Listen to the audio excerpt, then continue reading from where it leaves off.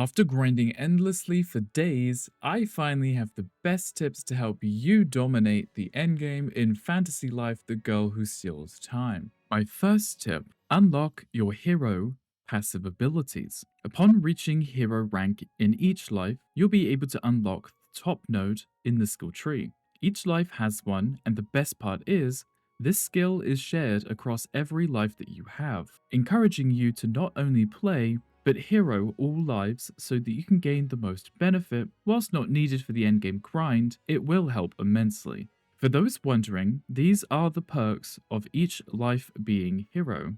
Paladin, plus 20 defense and magic defense, and 100 HP. Mercenary, minus 5 SP consumption. Hunter, 10% critical rate and 20% critical damage. Magician, 100% natural SP regeneration. Miner, minus 5% charge up time. Woodcutter, plus 5% charge attack damage. Angler, 10% special skill charge rate. Farmer, 5% status effect resistance. Cook, improved potency of meals, 20% healing, and 50% duration. Blacksmith, plus 10 attack and magic attack. Carpenter, plus 20 gathering and crafting. Tailor, plus 20 defense and magic defense. Alchemist, plus 50 chance of obtaining an extra potion after use. And finally, the artist increased the potency of all bombs by 100%.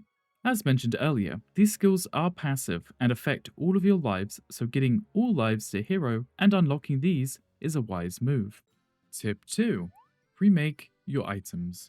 This is very important, especially if you are undertaking the grind for legendary resources, dark fires, and mysterious slates. You can unlock the ability to remake your crafted items, allowing you to select 2 new abilities to replace the old ones. I'd highly recommend obtaining a ton of trip appliques and applying the item drop bonuses to as many items as possible to increase the drop rate of dark fire and mysterious slates. It will save you a lot of time in the long run. But you can also gain other powerful abilities: health and defense increases, status effect and elemental resistances, and damage, etc. Remaking items costs Redux stones.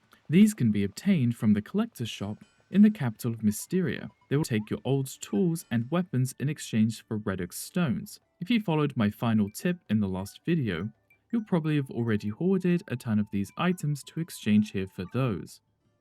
Tip 3. Time tools and Ginormosia farming. If you are specifically hunting for resources for your time weapons and tools, you will need to farm legendaries in Ginormosia. There is 2 ways to do this.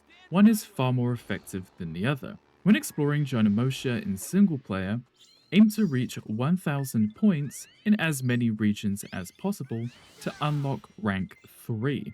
Once you do, you'll randomly start seeing blue exclamation points on your map indicating a legendary has spawned. Simple, but slow, as you will never know when they appear. Now, if you wish to effectively farm these, I have a great tip for you. Regardless of whether you have friends to play with or not, open up your online play and choose Ginormosia as your destination. Head out there with friends or on your own, it doesn't matter. At the top of the screen, you'll see a new bar indicating 0 out of 100. This gauge builds as you complete those challenges that spawn across the map. Depending on how quickly you fill them, depends how much it affects the gauge. Now here's the cool part. Once the bar is filled, a legendary resource will show up to be gathered. But there's an even cooler part. Depending on where you finish that last challenge, this affects where the legendary will spawn. If you are specifically looking for one resource, you can use this to effectively farm it easily. Here is a map I have made to show where the legendaries spawn. All time tools and weapons can be crafted with resources farmed in Depths 3 or Ginormosia. You do not need the treasure grove, but if you want to take your power to the next level, you will. My last 2 tips are significantly more grind heavy. Tip 4. Dark Fire and Mysterious Slate farming. These are 2 separate items with separate purposes.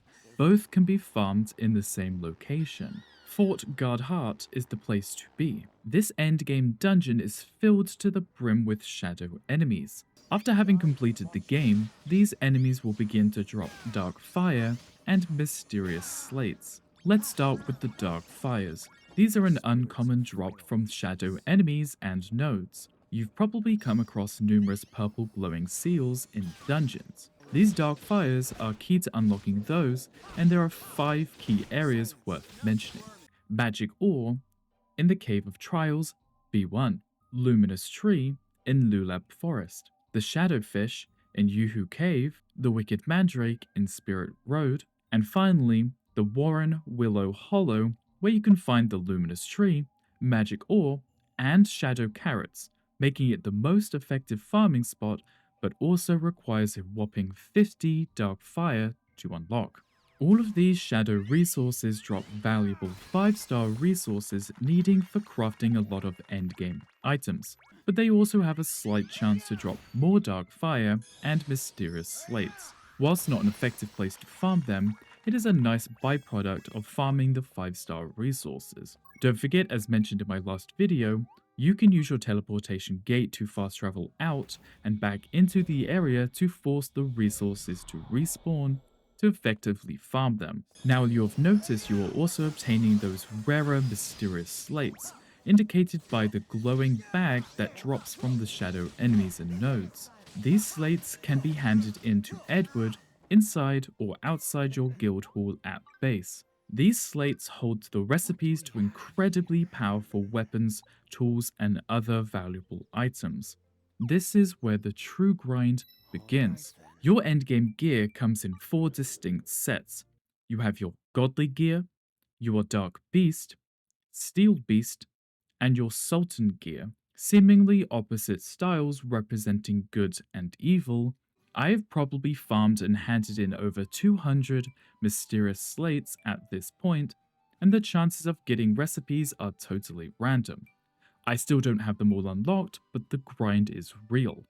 If you've collected some of these recipes, you'll more than likely want to craft them, which leads into my last tip. Tip 5. The Treasure Grove Farming. Years 100 to 700 are easily soloable with companions and hopefully your time tools. Years 800 and higher take a lot longer to complete each floor, but don't fret, that 60-minute timer is for the party adventure, not the treasure grove itself. If you begin to run low on time, simply open the strange pad, end the expedition, and head back to the base camp. You can easily jump right back in where you left off, and the timer will have reset, removing the time pressure, but also allowing you to farm without stress. Keep an eye out for the Strangeling levels. These will allow you to collect a level up for a random Strangeling that you can take back to the goddess statue to boost the overall stats of that Strangeling. But there's also another level in the grove that you should be keeping an eye out for, the Aging Altar. This level allows you to bury and leave your weapons or tools behind with materials to age them for the years that your grove is. This allows you to unlock that third ability space on your items, granting you bonus attack, charge damage, special ability damage, etc. If you complete this on a 1000-year-old grove, you get the max bonus on your buried item. What's better is, if you complete this in multiplayer, your friends get an item that lets you replicate your treasure grove in theirs, allowing you to run the same layout again, theoretically allowing you and your friends to quickly farm strangelings and aging altars. If you have saplings to spare, don't forget that you can replant your grove and try and get a different level to show up. If you're looking for aging altars, or strangelings, or a specific boss to farm for its resources, this is how you do it. The chests and the bosses found here are key to farming resources that you will need to craft those level 5 mysterious slate recipes.